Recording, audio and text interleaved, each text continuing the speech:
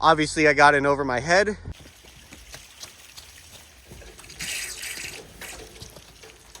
You know, we're working with what we got here.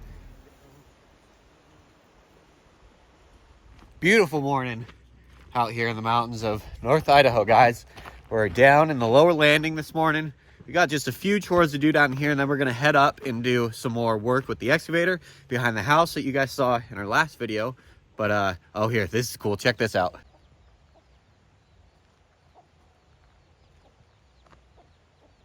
That mama hen hatched, I think there's 9 chicks that I've counted. Kind of cool. It's actually a turkin, which is a turkey chicken cross. I don't really know the purpose of it. It lays eggs, lays blue eggs. So kind of cool. But yeah, she hatched a few chicks up on the mountain, it seems. She was gone for a couple days. And she, oh look, here, we got this friend too. What's up, buddy? How's it going? This is our ram. Anybody that doesn't know, we have 2 rams. The big white one is a Katahdin ram, and he's probably about 200 pounds. We have 2 rams. The other one is called a black belly. I think it's an American black belly. There's 2 types of black bellies, Barbados and I think American. And he's an American black belly. So we got 2 rams. And over here, we keep the ewes. They need some food, actually. But the other project I need to work on is to clean their water out. What was I saying? Oh, yeah, that turkin hatched a bunch of eggs up there on the mountain. So that was pretty cool. 9 chicks, 4 sheep, 2 ewes. Both of them are black belly. So we're trying to cross the Katahdin with the black belly here in a couple months.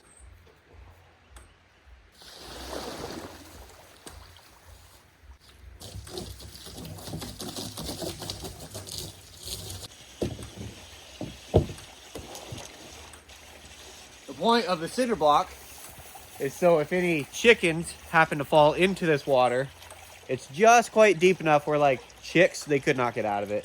So we like to keep the cinder block in there so they have something to crawl up out of. Early on, when we started raising chickens, we were using buckets as waterers, and we actually lost one. They drowned. They got in the bucket and they drowned. So we're trying to, like, constantly keep note of what's going on and, like, improve on what we're doing. So now if they happen to get in this water pail, they got something to climb up on.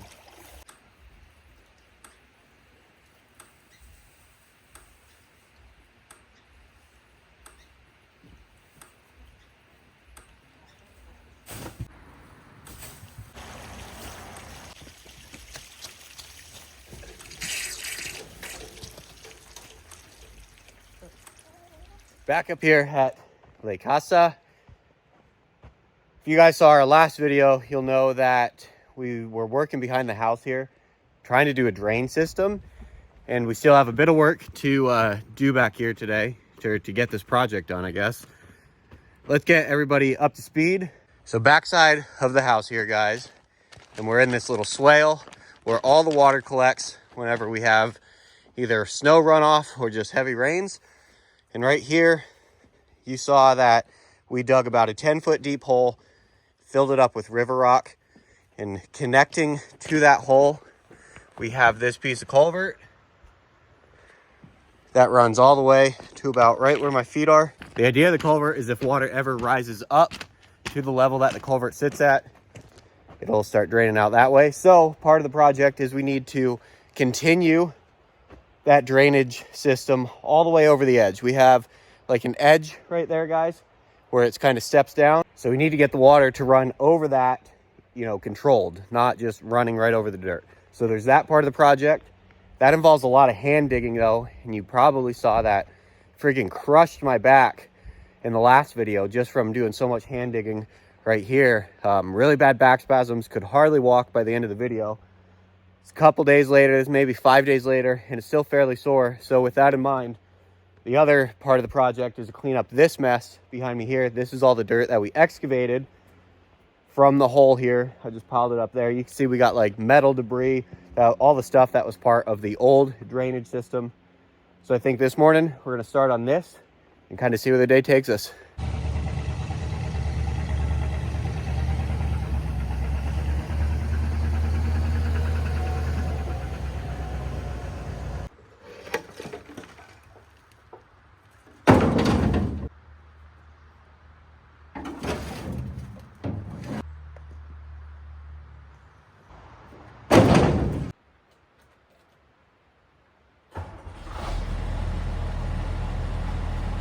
Well, we let that excavator warm up just a little bit. I really want to try to explain our whole setup system, what's going on back here, to try to really help people understand why we're doing certain things the way we're doing it. Because this is definitely, you know, an unconventional way of building your house, running the septic system, working on the drainage. So let's flip this around and I'll show you.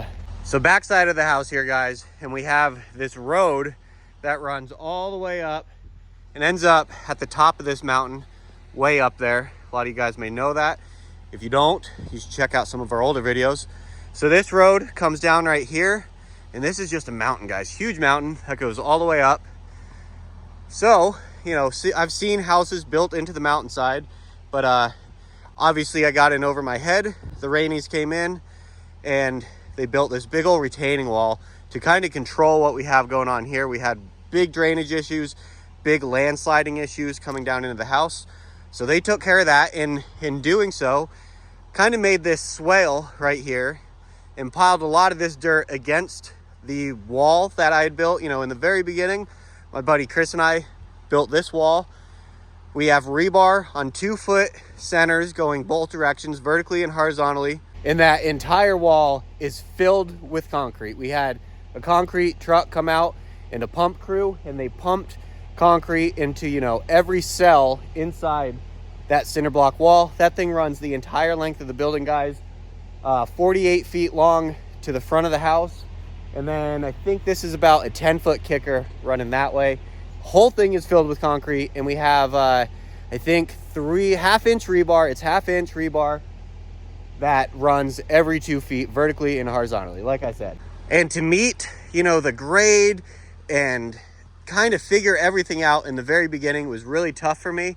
So I ended up putting the septic system up quite high. So our drain pipe for this septic system comes out of the block wall. This is the clean out here. So this drain comes out probably about 2 feet down on this block wall, kind of just, you know, underneath right there. Runs to our septic tank, which is buried underneath these logs. We have a riser that comes up, so, you know, it can be pumped out whenever that needs. But the tank itself is buried right underneath here. And the drain field starts about where I'm standing and runs all the way out that way, almost to the excavator bucket. That's our entire drain field, runs that way. That drain field is about 10 feet wide by, I don't know, 60 feet long. We had that installed by a professional installer here in Idaho. You have to have like a certified, you know, excavation company come in and install your drain field in your septic system so you can have all that permitted. And Liz and I wanted to do almost everything by the books. So this was installed by, you know, somebody that the Idaho Department of Health and Welfare has signed off of, saying you're a good installer, blah, blah, blah. Since we have the drain field up so high, you know, think of this, guys, that where I'm standing right now, I'm already standing in the loft. I'm standing on top of that block wall right now, the elevation I'm at, where the drain field is. So we can't just run this swale.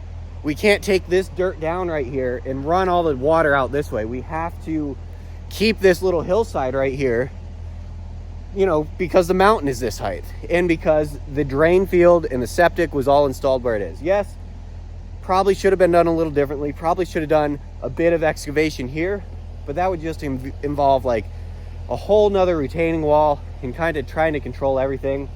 But for right now, it is what it is. It works.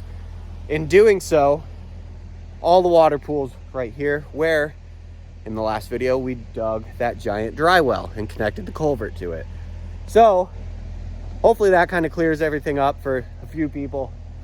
Another real finicky thing is, some of you may know that Liz and I are grid tied, and that box is back there. You can kind of see it through the trees there. So we are tied to the grid for now until we can afford solar panels and switch over. In doing that, we ran a wire from that box over to where that, you know, little pedestal is that connects to the house, that gray pipe that comes up. So it's just like pretty non-conventional in a lot of ways. That wire goes right over the top of our drain field of the septic system. We got to be careful digging around here, guys, because we know that wire is, you know, not super deep in a couple spots. Should it be? Yeah, it probably should be, but it's one of those things that, you know, we're working with what we got here. This was, you know, in all the knowledge that we had in the very beginning, we're working with what we got. We got to be a little careful when we go to finish our drainage back here. You can see that culvert by the propane tank comes out right there. So we got to be careful digging around there. That's a lot of hand digging, and that's why I don't really want to do a bunch of that today, because my back is still a little sore. So we're gonna hold off on that. We're gonna get this pile cleaned up. Try to do a little bit of digging right here. A lot of the water that runs down the road does not make it into the swale, which I prefer. I don't want any more water going in there that needs to be going in there. So this water, it'll run down the road right behind me, you know, during spring, when it rains hard, anytime we have like excessive precipitation, I guess, runs down the road, and then it kind of valleys everything out right where I'm standing and washes down and runs this way over the edge. And, you know, over the summer and throughout all the rains that we had, it really made some really big cuts of erosion through the dirt here. So what I'm going to attempt to do today is, this is kind of a slope right behind me. I'm going to be careful, and I'm going to use this dirt that we have excavated from our dry well. I want to try to control this slope. I would rather have the water run this way than this way. Right now it runs that way, and I would love to keep it going that way, just to keep it away from the house that much further.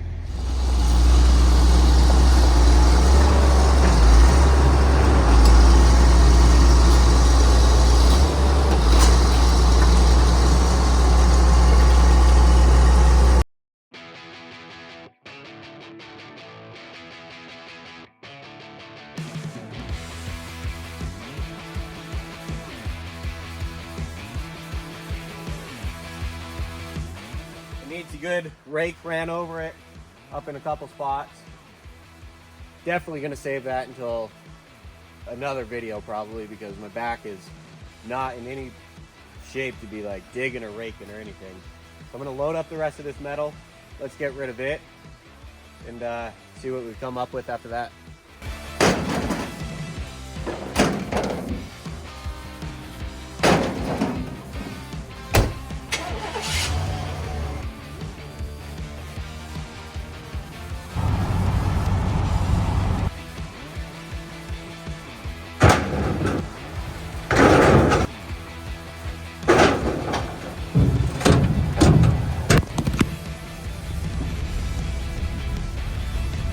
All right, guys, back here from the dump, and we are switching gears just a little bit. We're in the garden, and we have a bit of produce that I need to pick real quick.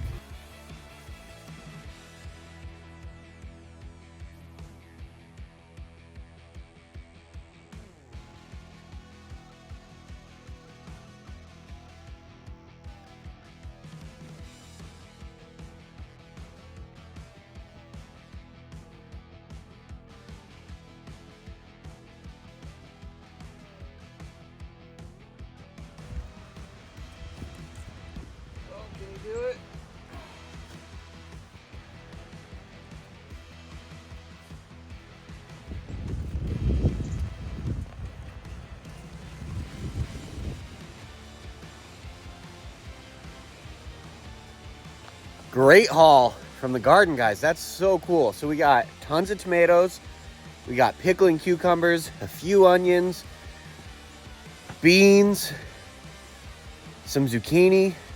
Man, pretty awesome for our first year's garden. This is the first year when we actually have put some good effort into trying to have the garden like produce for us, and it's cool to see the payoff right there. And another thing that's just like incredible to me is how fast a day goes when you're staying busy. You know, this will probably edit down to like maybe 15 minutes worth of footage, an entire day's worth of like just choring and work. But it's good. Feel accomplished just after the few things that we did. So keep an eye out for the next video, which is probably going to be making salsa out of all that stuff. The tomatoes, the onions. We got garlic that we harvested a while back. We got some peppers growing in the greenhouse. So that should be a pretty cool video. I've never made like legitimate salsa from all of the stuff that we have in our garden. It won't have anything from the store. So keep an eye out for that video. As always, guys, I appreciate you watching. Hopefully you're doing well, and we'll catch you in the next one.